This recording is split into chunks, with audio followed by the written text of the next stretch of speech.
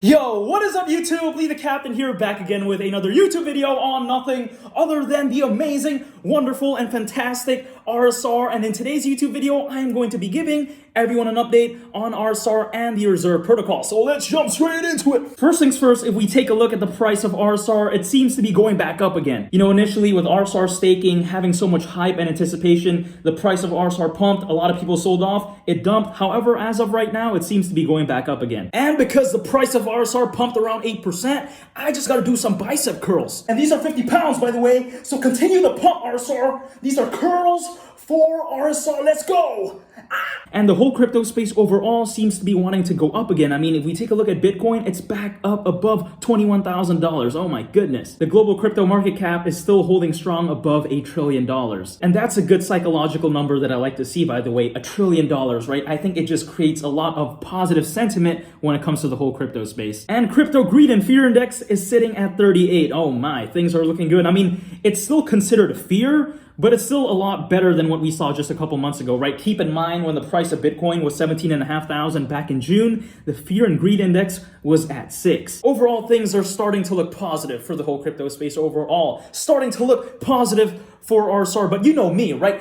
I am the dollar cost averaging man. You know, I'm gonna dollar cost average no matter what. It can pump, it can dump. I'm gonna keep buying, you already know. However, besides that point, the Reserve Protocol as of right now has a hackathon going on. And for anyone out there wondering what a hackathon is an event where people engage in rapid and collaborative engineering over a relatively short period of time. It's a 6-week hackathon spanning from October 25th to December 6th. And the whole goal of this hackathon is basically to help promote growth for the Reserve Protocol and increase more awareness to the potential R token builders. More specifically, in this hackathon, the Reserve Protocol is focused on content creation, best addition to the Reserve ecosystem, and collateral plugins. And for anyone out there who doesn't know what a collateral plugin is, a collateral plugin is an adapter that allows a token to back an R token. I think overall, by the Reserve Protocol even choosing to make a hackathon in the first place is an excellent move. I mean, personally, I think it's really gonna bring a lot more new ideas, gonna give the Reserve Protocol that extra added juice, that extra added oomph, and really propel them to an even brighter future moving forward. And something that I appreciate about this hackathon by the Reserve Protocol is how it's 6 weeks long, right? If this hackathon was just a couple days, you know, it would just give everyone a lot of pressure, you know, they'd just be constantly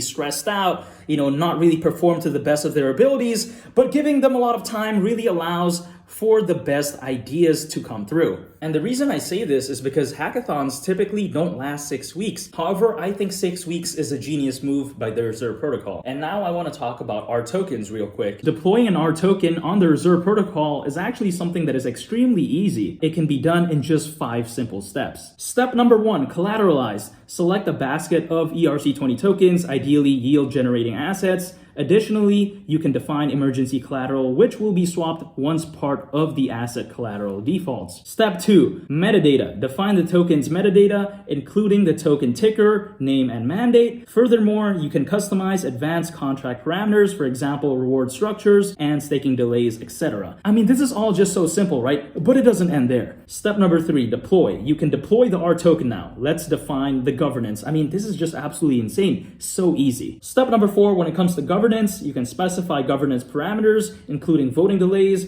By default, the ecosystem utilizes a linear governance mechanism. For example, 1 token is 1 vote. And the fact that each R token is self-governing, in my opinion, is absolutely fantastic. It is decentralized all the way through. And the last step is step number 5, which is minting. And the fact that R tokens are just so simple and easy to make, in my opinion, is truly going to promote a lot of growth when it comes to R tokens in terms of just having a lot of R tokens that are available. And in my opinion, with R tokens being this easy to make, it's just naturally going to allow for more R tokens to be out there and available, which, by the way, I think is going to be absolutely fantastic for RSR holders, including myself, because it's going to give more options in terms of which R tokens we choose to stake our RSR at. And I'm going to shift gears real quick and talk about a liquidity pool that's going on in Curve Finance as of right now. On Curve Finance, there is a RSR Frax USDC pool. Potential earnings per year range anywhere from 27% all the way up to around 70%. It is very variable. And some people must be wondering right now, am I going to put any of my RSR in this liquidity pool? And the answer is no. And the reason is because liquidity pools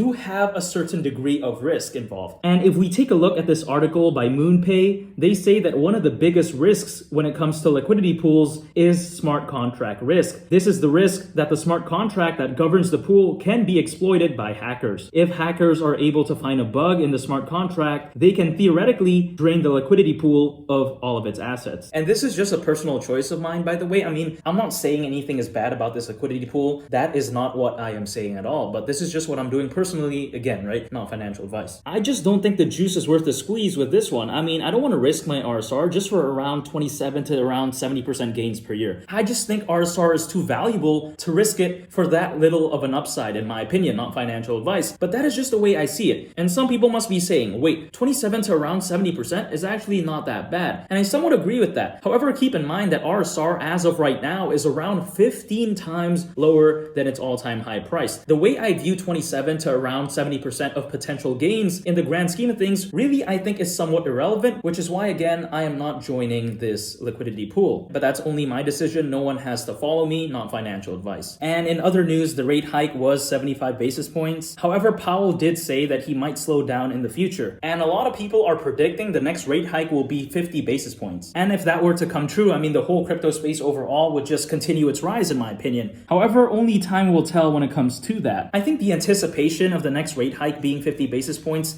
the anticipation of a slowdown, I think that's what's causing the whole crypto space as of right now to be in the green. And brighter days are ahead, in my opinion. Sometimes things just go so low that they can't go any lower, they just go back up again. And this is the thing when it comes to bear markets in the past. My biggest regret is not taking advantage of those bear markets. I mean, previously in the past, when I experienced bear markets, I was like, yeah, I would zone out. I wouldn't really care. I would just ignore cryptos. I wouldn't even take advantage of the dips, so to speak. I would just zone out, right? Like I mentioned before. But now I don't want to repeat those same mistakes again, because I realized that back then, if I actually took advantage of those dips, oh my goodness, I would have been up by a lot more. And I don't want to repeat those same mistakes again that I did in the past, which is why this bear market, I'm ultra focused and I'm just accumulating as much as I can. And that's been it for today's YouTube video. Hopefully everyone enjoyed the video, and make sure to smash that like button. Also, make sure to click subscribe so you don't miss out on the latest and greatest RSR news and content. It's been Lee the Captain, and I'll catch you guys on the next one. I'm out. Peace. Bye.